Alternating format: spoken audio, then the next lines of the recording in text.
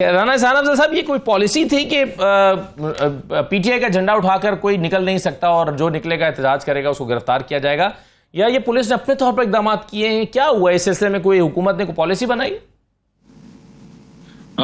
बिस्मिल्लाहिर्रहमानिर्रहीम।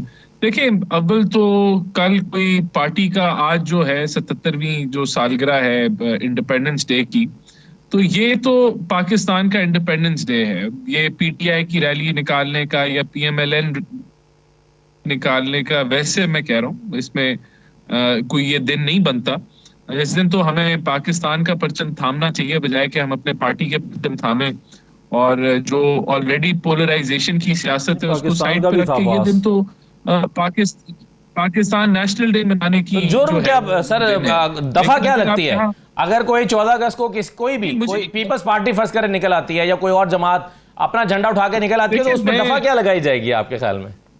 पुलिस की वर्दी फाड़ने? नहीं, मैं नहीं ये कह रहा कि ये जो है कोई कानूनी तौर पे गलत है। मुझे नहीं पता कि किस बुनियाद पे पुलिस ने इनको रोका, कोई बुनियाद होगी। मैंने इनका केस ये स्टडी नहीं किया, मेरी नजर से नहीं गुजरा।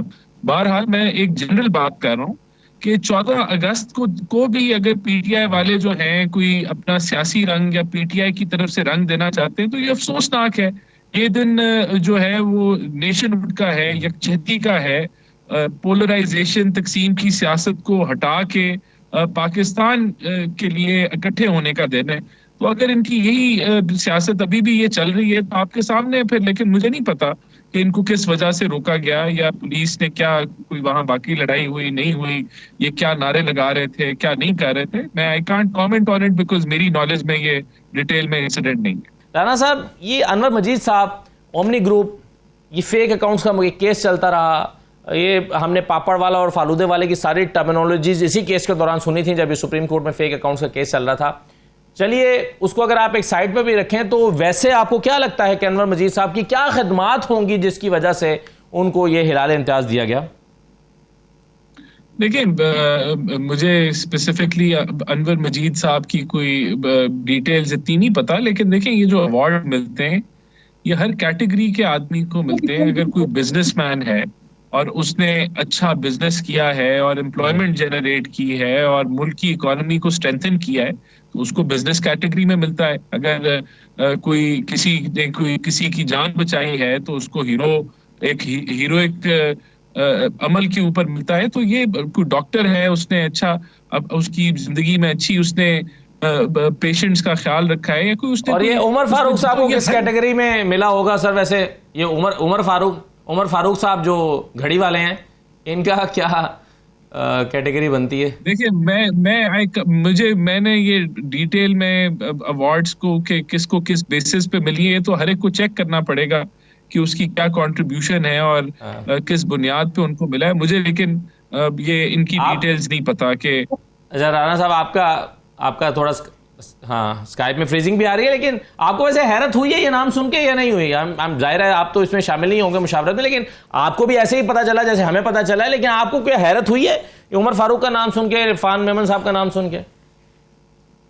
देखिए, अगर तो मैं इसलिए इस पे कमेंट नहीं करूंगा क्योंकि क्या पता उनकी कंट्रीब्यूशन हो पाकिस्तान के लिए और उन्होंने अपनी अपनी फील्ड में कोई बेहतरीन काम किया और जिसकी बुनियाद पे उनको मिला हो। तो जब तक मैं उनके करियर को स्टडी नहीं कर सकता तो फिर मैं इस पे कमेंट करने के, मेरे ख्याल से I am not prepared to comment on it कि मैं कुछ इस पे कमेंट कर सकता। राइट सर, राना साहब का कमेंट इस पर वो करना चाहे जरूर करते हैं, लेकिन मेरा जो अगला सवाल है सर वो है कि प्राइम मिनिस्टर साहब कह रहे हैं कि मिली भगत से सालाना 500 अरब रुपए की बिजली चोरी हो रही है, हेरा फेरी से और मिली भगत से।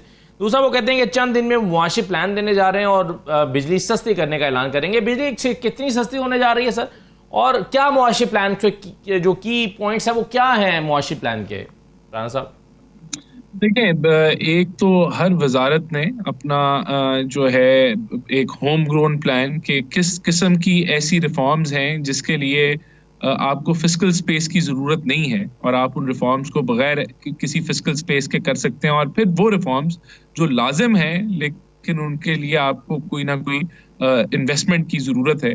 तो ये हर वजारत ने अपना एक इंटरनल होमवर्क किया है और फ्रेमवर्क एक जो है वो एक जॉइंट फ्रेमवर्क था जिसके तहत ये प्लान अभी आपको इंतजार करना पड़ेगा। तो अगर मिनिस्ट्री ऑफ फाइनेंस है, कॉमर्स है, पावर सेक्टर रिफॉर्म्स की उसमें बात है, पेट्रोलियम सेक्टर रिफॉर्म्स की बात है, एग्रीकल्चर के ऊपर रिफॉर्म्स की बात है, तो एक मुकम्मल इकोनॉमी का प्लान है जो प्राइम मिनिस्टर जो है वो जिसको अनवील करेंगे और जिसको हम फॉलो करेंगे इंशाल्लाह। इन रिफॉर्म्स के साथ मुल्क जो है वो एक सस्टेनेबल ग्रोथ मॉडल की तरफ जो है वो जाएगा।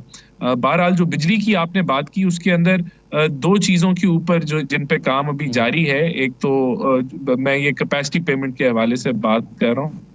एक कमेटी, हाई लेवल कमेटी है जो काम देख रही है कि कौन से मुआहदे ऐसे हैं जिनको रीनेगोशिएट हम कर सकते हैं और वो स्पेस हमारे पास अवेलेबल है। एक तो ये, दूसरा जो चाइनीज आईपीपी के हवाले से जो डेट रीप्रोफाइलिंग है उसके ऊपर भी जो चाइनीज ऑफिशियल्स हैं उनके साथ बातचीत काफी आगे तक पहुंची हुई है और ये तकरीबन हर हफ्ते वो मामलात आगे बढ़ रहे हैं। तो ये एक कैपेसिटी पेमेंट के लिहाज से हम समझते हैं कि कोई ना कोई रिलीफ आएगा। फिर देखें जो जिस पे बड़ा जोर से काम चल रहा है वो लोकल कोयले के ऊपर, इंपोर्टेड कोयले के प्लांट्स के ऊपर को शिफ्ट करना है। ये थोड़ा सा मीडियम टर्म प्रोजेक्ट है, लेकिन ये भी हमें उम्मीद है कि इसके ऊपर जल्द एक खुशखबरी आएगी कि ये वैसे इस पर तो राणा साहब आज के प्रोग्राम में वक्त थोड़ा सा कम है क्योंकि आज दिन 14 अगस्त का है। दो सवाल हैं, 16 रुपए से 60 रुपए पे यूनिट गया कैसे, और 60 से क्या 16 पर आएगा या 60 से 59 पर आएगा या 55 पर आएगा, कितना रिलीफ मिलने जा रहा है कौम को बिजली के बिलों में? नहीं, देखें, सबसे पहली बात तो ये कि 16 रुपए का यूनिट नहीं था वो, तो उस तरह तो आज भी 200 जो यूनिट इस्तेमाल करते हैं उनको भी 20 रुपए का यूनिट मिल रहा है और इसी तरह मुख्तलिफ टैरिफ हैं। तो 16 रुपए का यूनिट पीटीआई के दौर में बिल्कुल भी नहीं था, ये गलत है और इसको चेक करें। दूसरा, बिजली महंगी क्यों हुई है उसकी वजह मैं आपको बता देता हूँ। कैपेसिटी पेमेंट राणा साहब माफी चाहता हूँ आपकी बात काटता हूँ। राणा साहब सिंपल 30 सेकंड की बात सुन लें, 30 सेकंड की। आप असदुल्ला खान साहब के साथ टाइम रख लें, मैं 2022 का भी बिल ले आता हूँ। अच्छा सर, इसमें आप 2024 का राणा साहब उसमें जो फर्क है ना वो ये है, 2024 का जो बिल है 200 यूनिट का, वो 20 रुपए का यूनिट है, वो 20 रुपए का यूनिट से भी कम मिल रहा है 200 यूनिट से नीचे को। मैं 2022 के बिल ले आता हूँ। अच्छा, एक आम आदमी के लिए ना राणा साहब, एक आम आदमी के लिए तो ये हुआ ना कि जिसका बिल 2-3 हजार रुपए आता था उसका 12,000 रुपए तक चला गया, जिसका 10-12 हजार आता था उसका 40-50 हजार रुपए चला गया। ये फर्क तो पड़ा है ना लोगों, तभी तो लोगों की चीखें निकली। टाइम रख लेना, बिल ले आते हैं दोनों को, हम देख लें। पेमेंट का जो सुन लेना जी, अगर मेरा जवाब सवाल पूछा है तो सुन ले जवाब, या फिर और कोई सवाल है तो वो पूछ लें। देखिए सर, सीपेक का प्रोजेक्ट होना जी, था, जी, जी। वो इन्होंने किया, उसको तबाह कर दिया। अगर वो इंडस्ट्रियलाइजेशन हो जाती तो ये कैपेसिटी पेमेंट उस तरह महसूस ना होती, नंबर एक। दूसरा, कैपेसिटी पेमेंट के अंदर भी 40% जो जुज है वो डिवैल्यूएशन का उसका वो है, और ये जो कह रहे हैं हमने 168 पे फिक्स कर दिए, वो सिर्फ चंद मुआहदे से जिससे कोई 75 पैसे का फर्क पड़ा था।